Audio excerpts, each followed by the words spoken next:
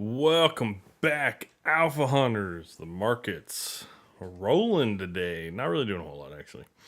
Um, yeah, I mean they're kind of flat right now. We did have a nice little gap up today, and we did gap up about 1/3% on the SPY, and then we just kind of pulled back there for the first 4 hours, 3 hours of the day, and then over the past hour and a half, we've seen it bounce off the lows. Not looking too bad. A little slightly positive here on the SPY. Qs, on the other hand, actually looking a little bit better. Pretty solid gap up here on the Qs. I think we gapped up like points, like 3/4. Yeah, about 3/4% there on the Qs. Chopped sideways there for about 30 minutes. Nice little drop sideways again. Dropped again. Kind of more of a sideways kind of bounce here. Not exactly a strong bounce, but the gap up is looking pretty good. IWM, which, yeah, not looking too good yesterday. And we're going to talk about the next three here for a bit. But the IWM did have a little bit of gap down this morning, down about 1/4%. Just traded lower there for the next 3.5 hours, trying to bounce here over the past hour and a half. We'll see what happens.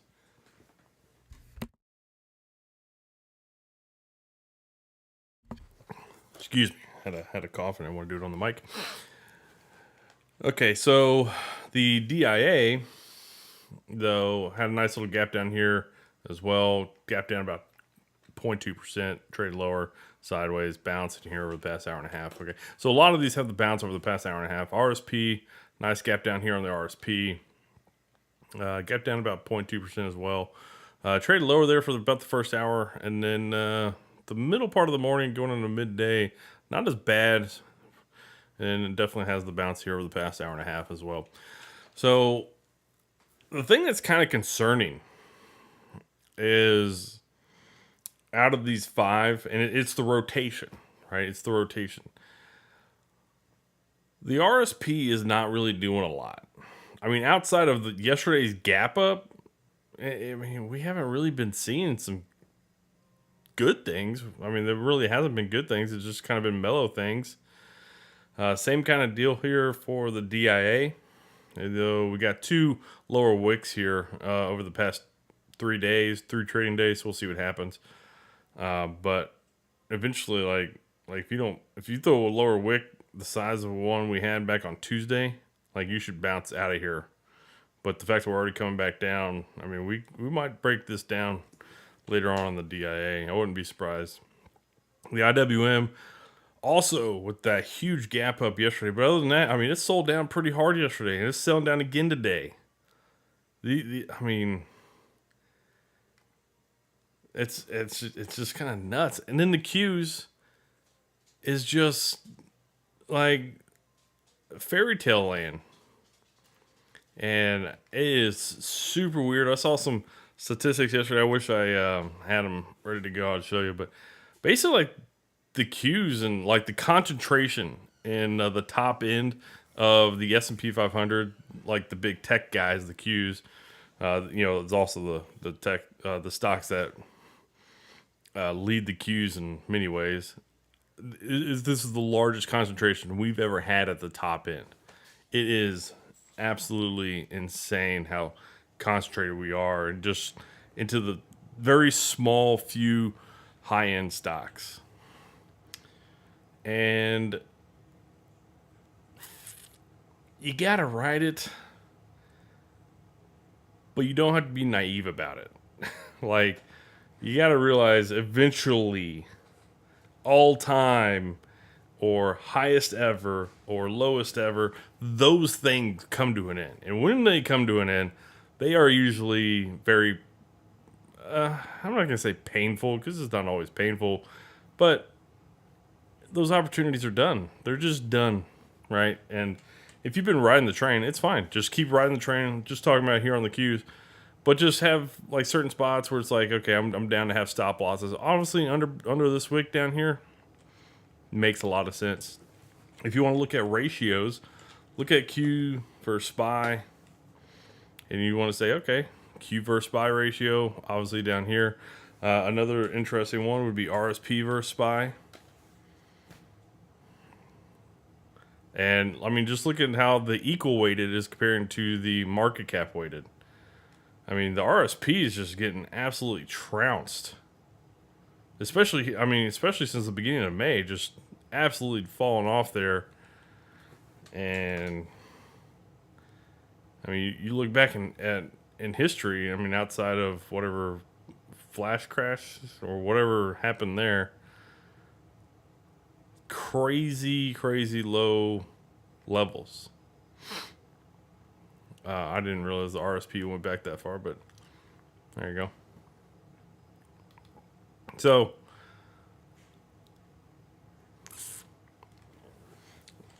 I think a better way might be to look at the SPY versus RSP. There we go. That might be a little bit easier way.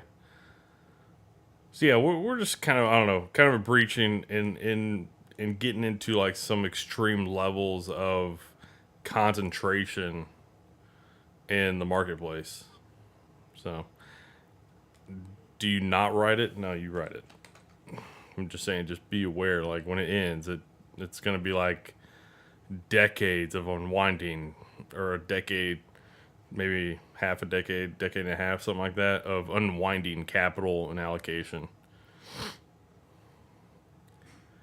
And people aren't going to realize that the big guys, the Microsoft, Apple, Amazon, Alphabet, Meta, Google, like they're going to slowly fade into the background, and you won't even realize it.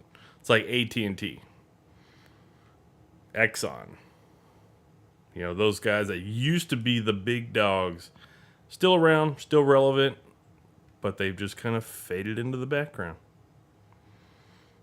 So, that's all I'm going to say about that. We've got a couple other things to kind of talk about here. We'll talk about Fed stuff and inflation stuff coming up here in a second. VIX, not really doing a whole lot. Not today. Throwing a nice little upper wick, though. See what happens. Probably continues to drop off, which means market probably continues to push higher here. Dollar, nice bounce back day today. Nice lower wick yesterday. Kind of checked into this little point of this double bottom here over the past week. Nice. Okay. Nice bounce back. Thing you'd want to see about the dollar, though, is closing above yesterday's open. I'd want to see that for the dollar if you want the dollar to go higher. GLD, gold definitely seems like it's going to pull back. That's just fine. That'd be good. 10-year yield dropped off pretty good again today. Okay. I mean, yields have been definitely crazy here. And a big reason why they kind of dropped off today is take a look at, well, one, it's probably just follow through from yesterday's, CPI and Fed. But we also got PPI this morning. It came in at 2.2%, which was under the forecast of 2.5%, and prior month at 2.3%. So, yeah, there you go. PPI coming down a little bit as well. Even core PPI, 2.3%. Forecast is calling for 2.4%. Okay. So there you go. So, yeah, we got some inflation coming down. The one thing that was concerning, and I didn't hit this, I should have, was the initial jobless claims right here. 242K. 242K. The forecast was calling for 225K, and prior was 229. So yeah, pretty good jump there. And we've definitely been on an uptrend here on this chart for the past, several weeks. I mean, we can see we've got basically this whole year, we've got a nice little uptrend kind of going on here. Even it seems like we're kind of breaking out on an uptrend here. So, obviously, can't really trade this or look at this kind of the way you do equities, but or stocks or other things. But once trends start, they usually will continue on economic data. 10-2 inversion, just kind of hanging out. All right. HYG, oh, nice higher open there on high yield corporate bonds and sold off. Probably pulls back some more. Okay, LQD just kind of hanging out. Today, not really doing a whole lot. TLT continue to push higher. Yields are longer term yields, especially, are down. Okay. Um,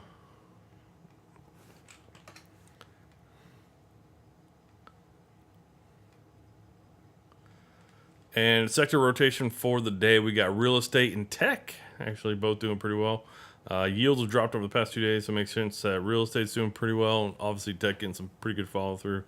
Also, speaking on the tech side, real quick, AVGO, AVGO or Broadcom initiated a stock split, which will go into effect July 15th, I believe. I don't know the exact stock split ratio, but just be aware that in about a month, AVGO will be doing a stock split. Utilities also outperforming today. Staples and discretionaries outperforming. Okay. Underperformers: materials, healthcare, financials, energies, communications, and utilities. Intraday, a lot more mixed up here. Intraday, okay. Healthcare, staples, real estate, utilities, communications, materials, financials, energies, all outperforming their intraday. Okay. Discretionaries, tech, industrials underperforming during the day. All right.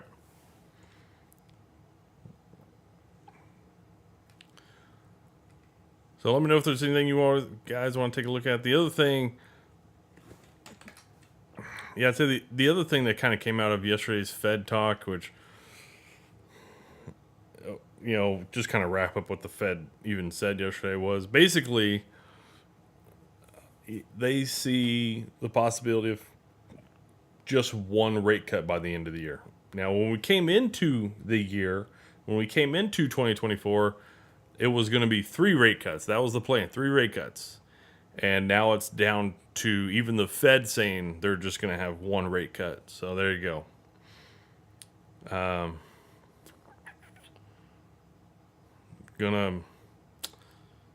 Gonna have to see if that one holds or not.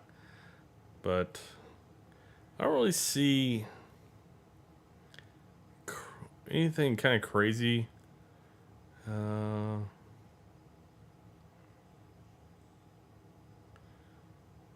Going on out there, other than what we've already talked about.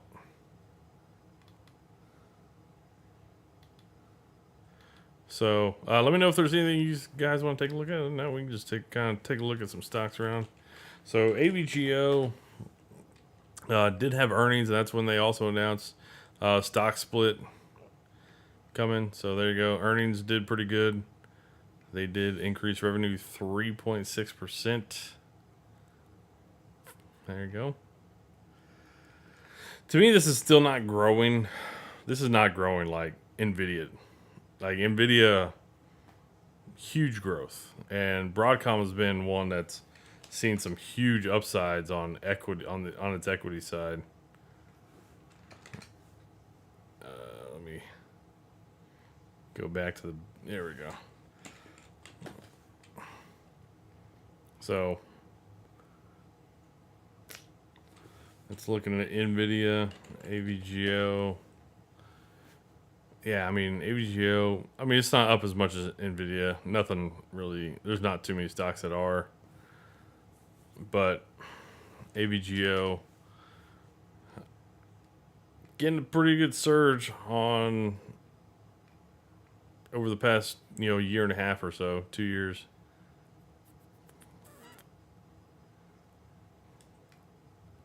Oops. That's the thing, their earnings isn't even growing. Revenue's growing, but earnings aren't. So, yeah. Things are pretty crazy out there. What we got? NVIDIA would take a look at TSLA. So Tesla, saw something about Elon Musk. What was Tesla jumps after Musk hints at preferred answer to $56 billion question. So I think that probably has to do with his payroll, his compensation from his pay package as CEO that he was agreed upon several years ago. but for whatever reason, the Delaware courts turned it down or rejected it, or I don't know. There was some lawsuit about it. I saw that. And I'm like, that's stupid. If the dude did what he was supposed to do, then why can't he get paid? GE is down 3.5%. GE Aerospace. Okay, and then it's GEV. Yeah, there we go. For Nova.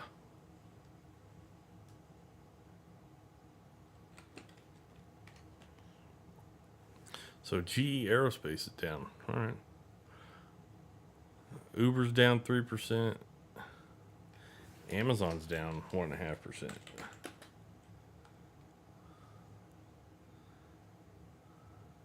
Okay. Microsoft kind of flat, not doing a whole lot today. Alphabet. Nice little gap down, not really doing a whole lot. Meta. A little bit of a gap down. All right. That's Meta. The AAPL looked like after its 2 monster days. Those are ridiculous. It's basically flat. It's not really doing a lot. So yeah, we got a lot of the news out of the way over the past 2 days. We are going to get one more thing tomorrow morning. That should be.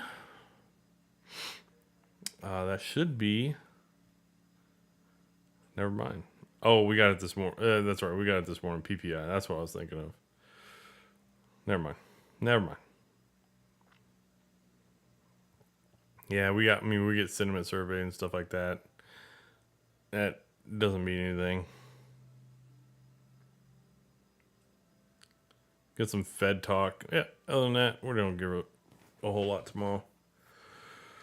So, if you got nothing for me, I think that's all we got going on around the markets. Let me check one thing. See how forward. Where's it at? See me, Fed Watch tool. So, we have seen a little bit of change on July's expectations of a hold. It's gone down a little bit, not much. September, the chances of a hold have also gone down a little bit. Okay. November, it's gone down a little bit as well. December's gone down. December looks like maybe 2 rate cuts by then. That's what the market's expecting. Yeah. Unless we start to see some really bad economic data here over the summer, early fall months, I don't see 2 rate cuts happening. Maybe we'll get one, like maybe November, but there's no reason to cut rates, really at all. Not right now. Alpha hunters, have a great rest of your day. Take care.